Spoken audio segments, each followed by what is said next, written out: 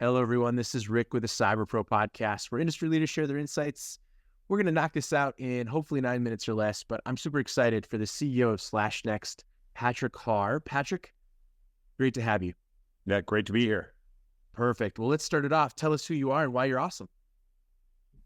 So I'm Patrick Carr. I'm the CEO of slashnext. Been around the block for a few years here in cybersecurity. In fact, to go back to my Novell days, for those of you out there or in the C&Es, started working on a little product called Border Manager in the proxy space. Graduated to a little company called Cashflow Bluecoat.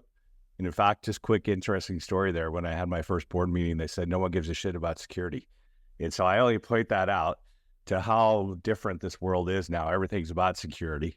And so in many respects, I'm somewhat boring and I live, eat, and breathe this security world. I have 4 kids and I do a little stuff on the side whenever I can play basketball with them or any amount of sports. Love it. That's such a great personal intro, and I appreciate that. So let's jump into the cyber stuff. What recent evolutions have you noticed in our space that you're just super excited about? Yeah, it probably comes as no surprise with all the ChatGPT work and everything AI. Well, interesting enough, my team was the first to uncover what's called WormGPT, which is kind of for every positive LLM tool out there, AI tool, there's a counter evil twin now. And so this WormGPT started launching BEC, business email compromise attacks. And we focus on kind of next gen AI security. And really with this, I come to the conclusion you have to fight AI with AI. You can no longer trust humans and users to kind of spot and identify these fake phishing attempts, fake emails, whether they're coming, honestly, whether they're coming in email or coming in text message, WhatsApp, etc. They're now AI generated. And that's the interesting brave new world. We've had machine learning models for years, right? I think you and I would both agree that AI has been a part of cyber for some time in the form of machine learning.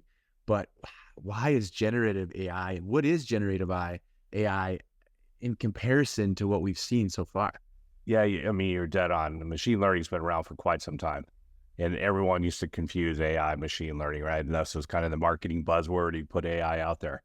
The real difference here is that in that machine learning AI context, it's more supervised, meaning you have data scientists sitting behind it, right? They're constantly tweaking and tuning and doing their magic.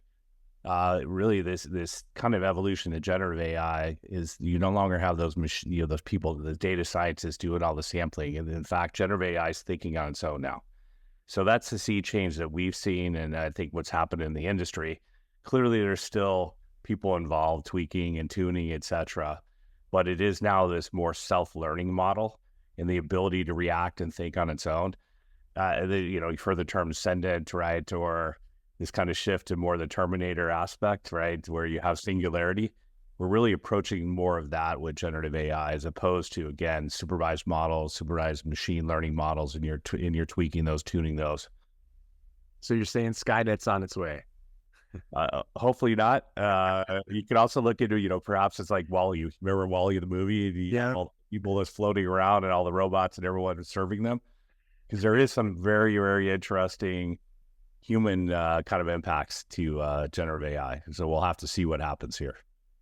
So I've been tracking you a little bit on some of your socials, LinkedIn and things like that. And I'd like to know if you could share a compelling real world cybersecurity story and the lessons that we can learn from it. Yeah, I'll pick one very interesting cyber phishing story because we work in the anti-phishing world, right? How do we now fight AI with AI? And one of my customers had just unbelievably creative phishing attempt. Their CEO was traveling in China. These bad actors knew based off some schedules and things they'd seen where he was traveling. They created a fake WhatsApp account on his behalf. They then sent a Teams request. They went to LinkedIn, found who were the financial team. They sent a Teams request to that financial team. They had screen scraped a CNBC interview of the CEO. And then they got on that Teams meeting. And we've all been on Teams, Zoom, et cetera, say, hey, I can't hear you. So meanwhile, they have this basically screen scraped CNBC interview playing, except they removed the background, put their new background on it. They got on there, started playing, and they had literally 6 people from the financial team show up, by the way. So this was a really good fake attempt. And they said, hey, I can't hear you, right? That's what the other team said to this fake person. They, I can't get my sound to work. And then they basically in the chat window said, hey, can you upload this financial information to this fake SharePoint site? So this is just one of the many creative attempts. And honestly, we just talked about generative AI. The big sea change here is going to be what I call 3D phishing.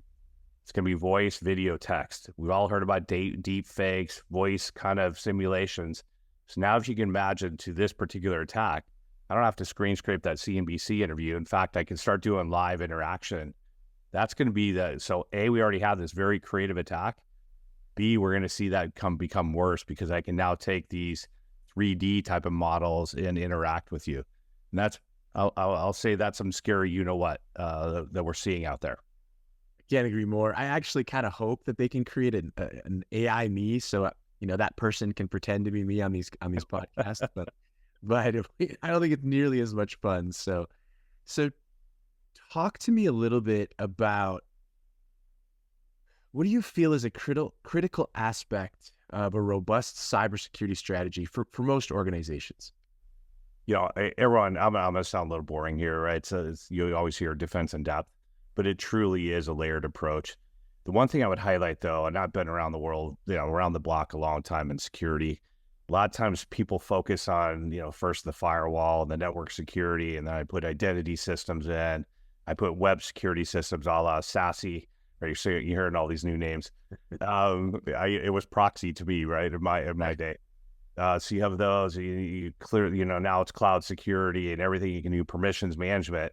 The one thing I would say that's missing as part of this defense in depth is the humans. It's the people side of the equation, right? Look at any number of these successful high profile breaches. MGM is the latest one, right? That was hugely high profile. That was social engineering. It was the people side of this equation. So when you're looking at defense in depth, do not forget about that. And this is where, honestly, I do believe you have to augment your users. Don't treat them as like adversaries, right, in this training and try to trick and cause them to fool and click on this thing and put them on the wall of shame.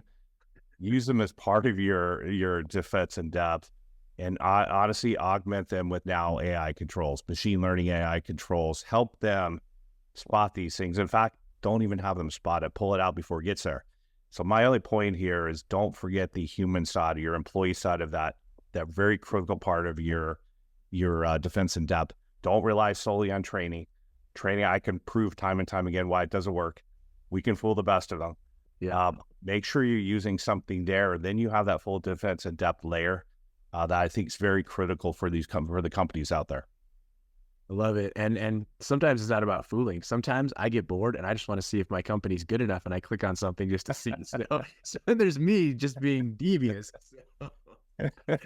No, it is crazy. I'll tell you just quickly, one of the latest ones are QR codes, right? They got so used to using QR codes and menus and payments, et cetera, during COVID. I literally have had one of my big customers put a fake QR code in a menu, right, in the lunchroom. That's part of this training exercise, but we're seeing mass use of QR codes as part of these tricks. So this goes to this reason why, again, I'm a big fan of fighting AI with AI, put those AI controls in place for the users, because it's almost impossible now to detect some of these things. Patrick, let's get to the final and fun question. What's your favorite piece of retro technology that makes you smile? Favorite piece of retro, again, I'm going to be a little boring here. I'll go back to my Novell days. Right, we helped kind of create this directory world, and I was pretty intimately involved in identity and directory. I used to say people are people, not IP addresses. So there's all these cool things we were doing with this identity system, right? The Novell directory system, whether it be putting application profiles in, whether it be putting these security profiles. Now, back then it was, hey, you can't go to ESPN.com. So it was some, rudimentary things, but honestly, it's still my favorite thing. And my very favorite product I ever worked on was Border Manager, which is first proxy that we pushed out in the market. And I had the pleasure of taking that to number one against Microsoft proxy. And, other than that, we got our ass kicked against Microsoft. But nonetheless, it was a lot of fun. Just had, I would never forget the summer we launched that. And, getting a little boring, but nonetheless, a lot of fun. And anything you do, have passion about it. And we just had so much passion and fun. And, when you have that, you have a lot of fun. Patrick, thank you for being on the Cyber Pro podcast. Yeah, absolutely. Great to be here. Thank you for tuning into the Cyber Pro podcast. Make sure to like and subscribe so you don't miss out on new podcasts and all of our cool bonus content.